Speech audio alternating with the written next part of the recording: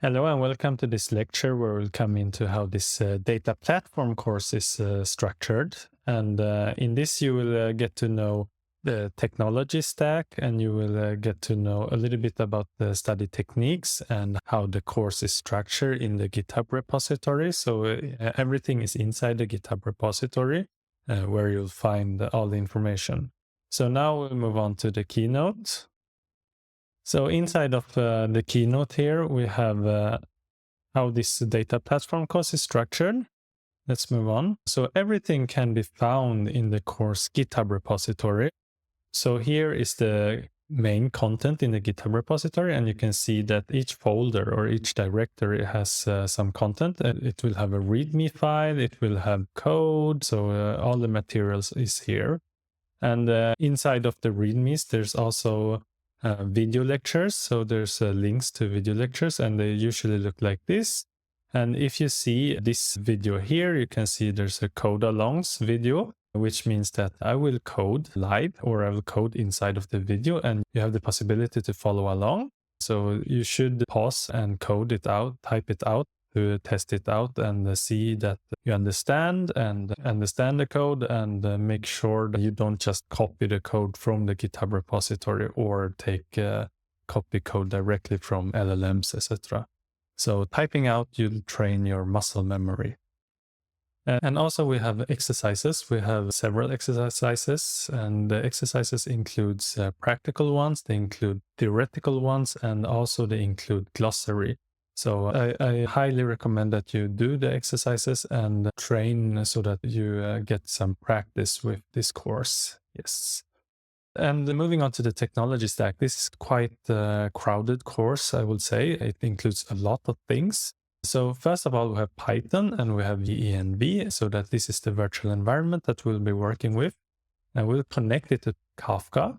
So actually the first 2 weeks are dedicated for Python repetition and pandas repetition in case you don't have enough foundations within Python and pandas. So this is very important that you make sure that you have some solid foundations. And then we'll come into Docker. This is really interesting to containerize our apps in order to get isolated environments. So we will come back to that later on.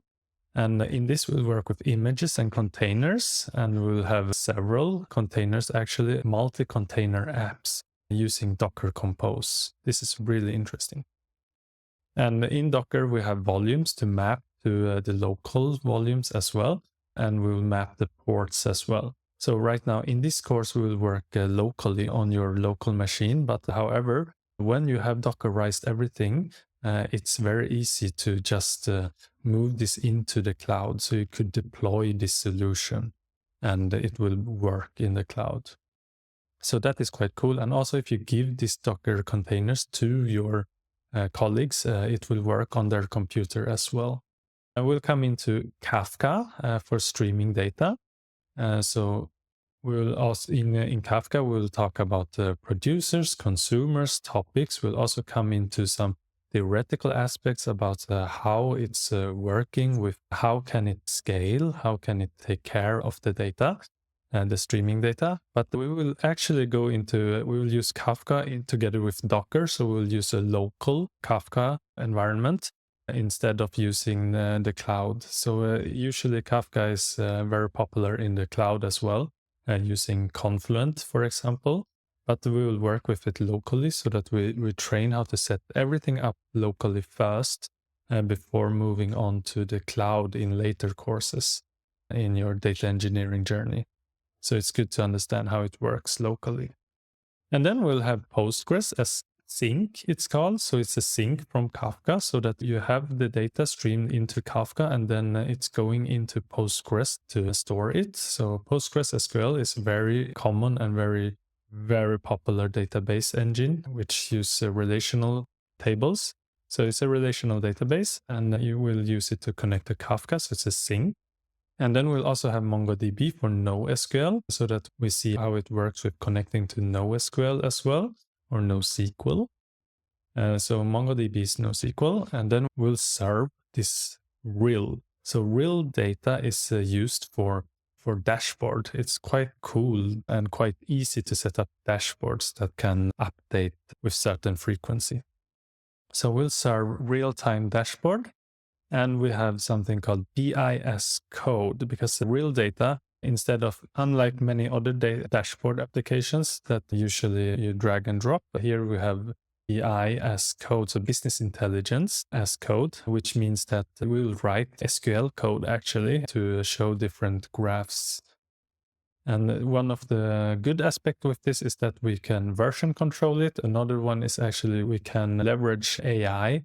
Something that's rising up is AI within BI. I've actually forgot the term, but you basically use some kind of LLM to help you create code that can directly be used to generate graphs. So that is possible using BIS code. And then we'll have GitHub, of course, and Git. So we'll version control through Git. We'll work with Git branches, but this is for the ones enrolled in the course. So if you're just taking this online, you won't be able to participate in the projects, of course. And we'll have GitHub project for Kanban, and we'll work with the issues. So we'll set up issues and work with GitHub projects and branches and do pull requests, etc., as in a real team. And also one thing to note is that the project is only available for those enrolled in this course and not for those taking this course online, as it looks right now. We'll work with Bash, of course, and here we have Bash CLI. For terminals, very important, because we won't be having so many graphical user interfaces when we're going into containers, etc. And if you're in Windows, you'll also work with WSL, and WSL is Windows subsystem for Linux. This is a requirement in order for us to work with Docker. So then you have Linux inside of Windows. And of course, we'll be in Visual Studio Code. This is the integrated development environment that we'll work with. You can, of course, use whatever IDE you want. And now moving on to some study technique tips. We have overview. Usually you take a top-down approach. It's important to get some kind of overview. So you look into the glossary in the exercises. And then you can watch the videos, pause and code along. Type out the code. Don't copy paste. This has to do with muscle memory. The more you type it, the more you will learn how to do it. So I always type out the code. Even if I see some code snippets, I type it out. Unless it's something super repetitive, I will copy it. And watch several times. Rewind, watch. And then when you come to class, discuss with your classmates. They are your learning resources. They will help you to grow, and you will help them to grow. And very soon they will become your colleagues. You might help them finding jobs in the future. And bring question to class. Bring question to the teachers. Bring question to your students. And then you have the practical exercises. Go back to the video and rewatch it in case there's something you're missing when you're doing the exercises. And check with LLM for answers. Check with LLM for different tips, etc. And check the resources. Learn more. And then resources, skim through them. There's usually many resources, and you may not have the time to go through them all. Make sure to just skim through some resources and that you find interesting and you think will fit this course. So then we'll come to the next lecture, and in the next lecture, this process will start again. Okay, so thank you for watching this video, and I hope that you've learned some study technique tips. See you in the next video where we'll come into Python repetition. See you. Bye.